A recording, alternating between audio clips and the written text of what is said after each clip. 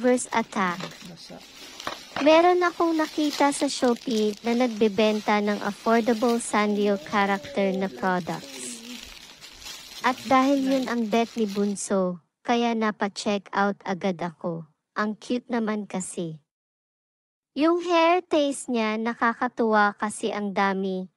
Yung set ng spoon and fork, para pang baon sa school, tuwang-tuwa si Bagets, mabilis na daw siya kumain. Pati na rin yung light na okay buksan pag matutulog na. Kaya ano pa hinihintay mo, check out mo na yan.